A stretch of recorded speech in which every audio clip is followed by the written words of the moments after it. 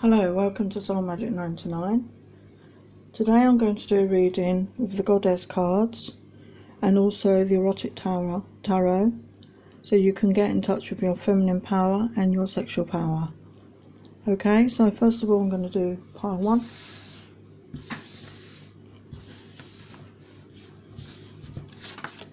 We have Amaterasu and Mashig Labdron.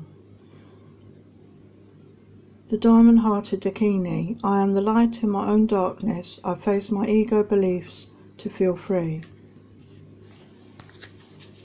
So I'm just going to look this up because I've not heard of these icons.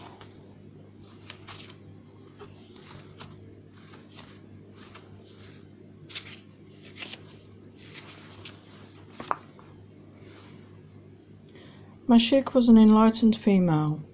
She knew that the difference between a god and a demon had to do with our reaction to them. Those who cause us pain, she explained, also teach us patience, whereas those who bring gifts can distract us from our spiritual paths. No one and no single situation has the power to derail us unless we let it. The power rests within us. The spiritual path for Mashig was to become intimate with her inner demons, those thoughts or beliefs that kept her from experiencing joy, bliss and pure love. The darkness within us isn't actually dark. It only feels threatening because some aspect of our intuition knows that when we face it we will reclaim a lost part of our soul. We will heal, we will become more whole, and that, ironically, can be terrifying. We get so used to functioning with only one wing. We wonder, how can I fly now? With two, how I'll go too far, too high. Who will I become now that I'm free? Who will I love, lose in the elevation of my soul? Mashig is here to support us in seeing what's ready to come to consciousness. She's here with her diamond heart to hold us as we feed one of our demons, not with fear, but with the knowledge that bringing it to life and into the light will help set us free.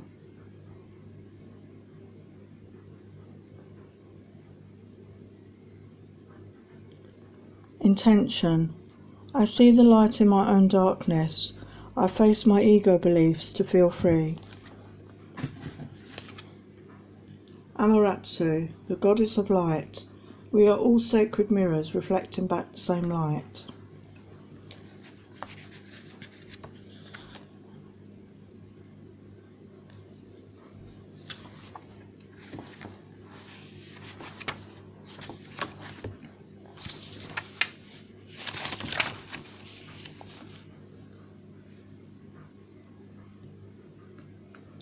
The cave is so crucial, drawing inward, hiding our light to restore ourselves and to heal from something or someone that felt too intense or aggressive.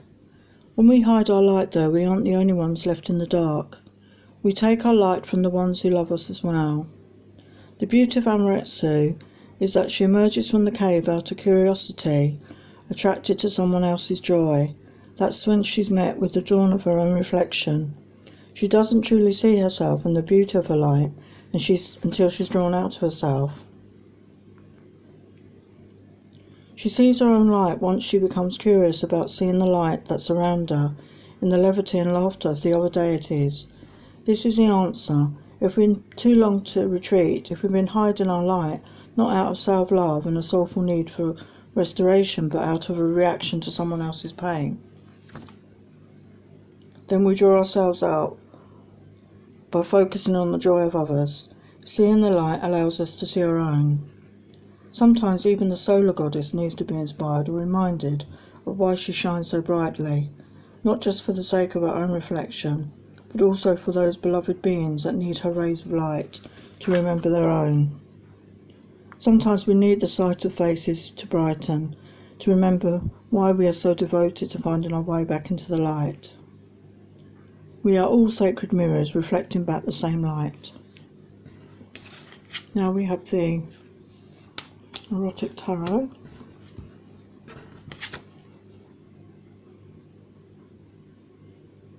Seven of Wands or Seven of Fire.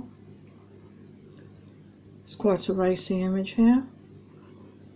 Obviously the Wands, fire signs, can be very sexual energy, very intense energy, very passionate energy.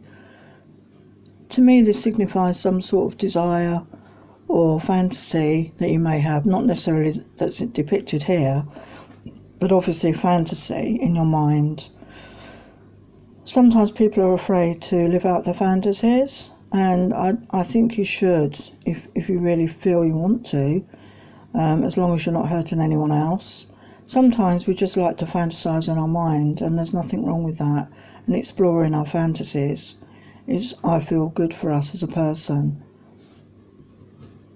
Here we have the Four of Cups, Four of Water. The woman in this picture is standing in the water, in the river, with a bucket. I can't see if the bucket is full or empty, but there are two men watching her from behind the tree. She knows they are there, and she likes the attention. Maybe it's about not necessarily depending on other people to fill our cup or bucket of love. Self-love is more important before you can attract real love into your life. So think about filling your own cup first before deciding on attracting in a new partner.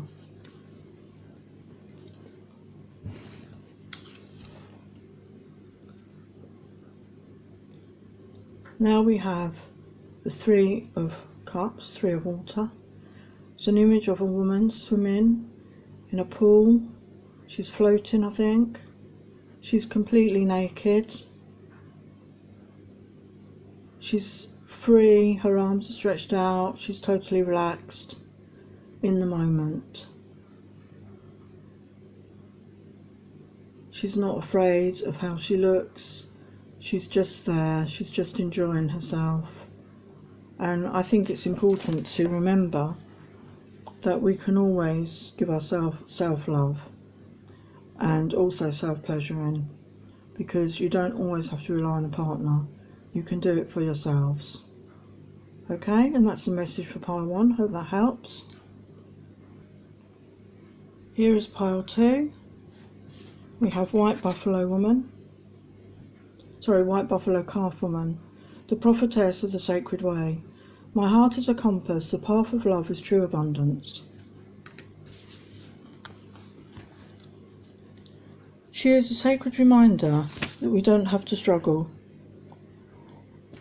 to receive all that we desire. When we join our heart's longing with action, we find there's a sacred way to move through the world. This sacred way is a path of steady, quiet alignment between the heart's intention and our every step. White Buffalo Calf Woman is an omen of hope that all will be provided for us when we approach each situation with love. What she wants us to focus on is the intention behind an action, because there changes the outcome. She is a sacred prophetic sign that we can receive what we need without fighting for it and trying to secure it through manipulation. When prayer joins action, when we move from the intention of creating only more love, the abundance is inevitable. And when we seek not just for ourselves but also for the benefit of our loved ones and community, our needs are divinely met. The most sacred path is the one abundant with love. My heart is a compass, the path of love is true abundance.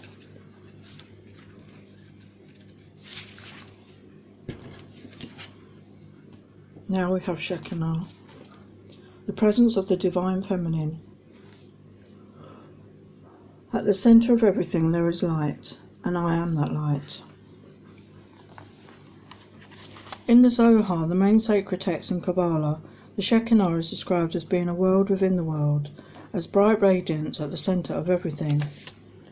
All life on earth, all consciousness is part of her light, and is therefore sacred.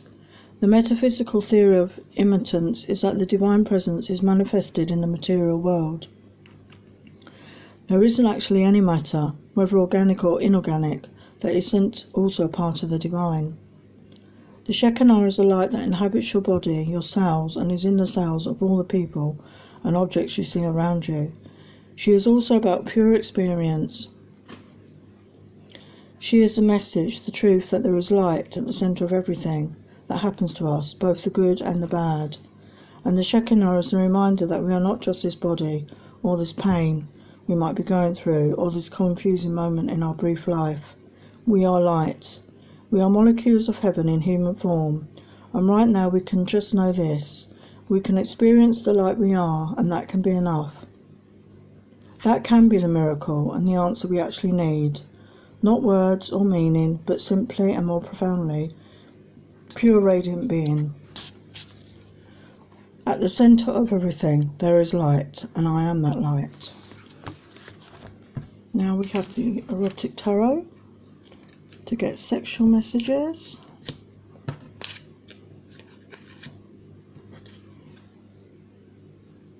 Here we have the Three of Air, or Three of Swords. The woman in this picture is in the wind, holding her dress, the leaves, the wind's catching her hair, but she's in her own world, in her mind. Maybe she's having a fantasy because she's touching herself there, totally oblivious to the surroundings. Sometimes I think we have to go with our feelings and go within to find what our true thoughts may be on that situation. Don't be afraid to feel your feelings.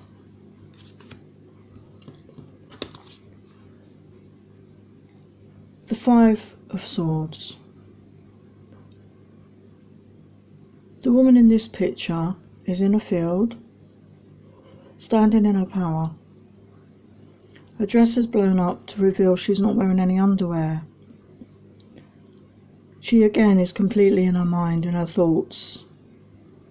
To the side you can see a hand, and there are two butterflies. Someone desires this woman, but is at a distance. The woman is thinking, maybe thinking of this person.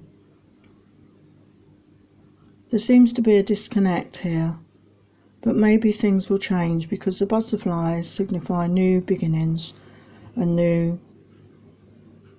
ways forward.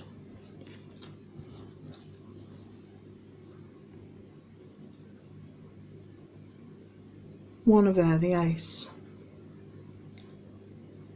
This woman here has got a pipe, which seems like quite a masculine thing to have, but she's very beautiful. In the distance you can see the sun setting. She's completely present in the moment and full of confidence. She knows that things are changing for the best, and she is perfectly capable of moving forward. I hope this helps. Welcome, pile 3. We have Queen Esther and Zhu Zhangjing. I'm not sure how to pronounce that, sorry. Queen Esther, the morning star. My ego is the service of my soul, and I must trust my soul's divine timing.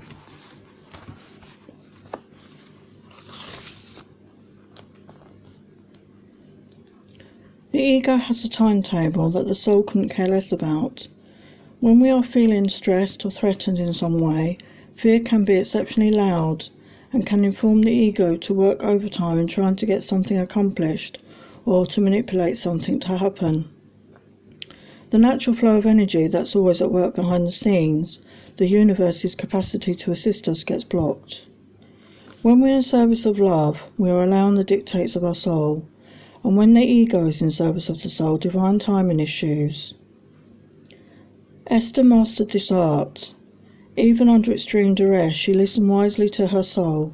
She became a queen by letting her love for her people inform her feminine intuitive powers. This is her imperative. Trust that everything is aligning in divine timing. Trust your soul voice. My ego is in service of my soul, and I trust my soul's divine timing. I just want to say here, I think it's true that you cannot rush divine timing, and it's hard sometimes to have patience in it. But I believe better results ensue when you can. Zhu Zhuangjing, the mystic of peace. I am peace. When my mind is clear, the way is clear. Albert Einstein reportedly said that we cannot solve our problems with the same thinking we used when we created them. Clarity only comes from clarity. There is a peace and calm that exists far beneath the constant banter most of us listen to all day within our minds. Jungian author Clarissa Pinkola Estes call it the river beneath the river. It's the steady flow of the universal life force that wants us to reach our goal, if we can only get still enough to merge with it. Wu Wei in Taoism translates as doing nothing. It's the sacred feminine art of trusting the force of life that exists within us all.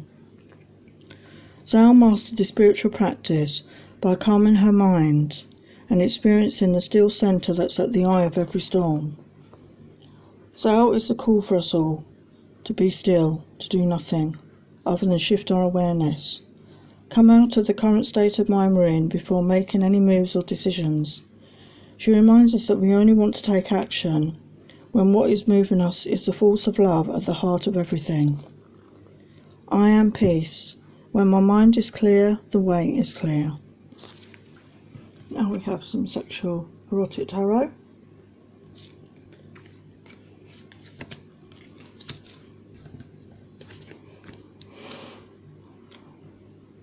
Here we have the Three of Fire or Wands. In this picture you can see a man sitting on a bench, fully dressed, with a naked woman on top of him.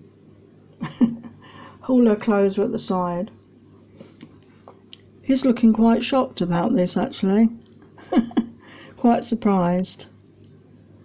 To me, it's signifying that maybe just take a chance and, you know, if you get the urge and you go for it, you don't know what the outcome could be. Obviously quite an enjoyable experience, I feel, once the guy gets over the shock of it. The Punishment. I think this could be similar to the Death card, maybe. Or it could be something, a dark secret. Maybe you're interested in S&M or bondage or the darker side of sexuality. Some people get a lot of pleasure out of pain. This woman is obviously being lit by fire. But she seems to be enjoying herself anyway. But everyone's got their own desires. So maybe just go with it.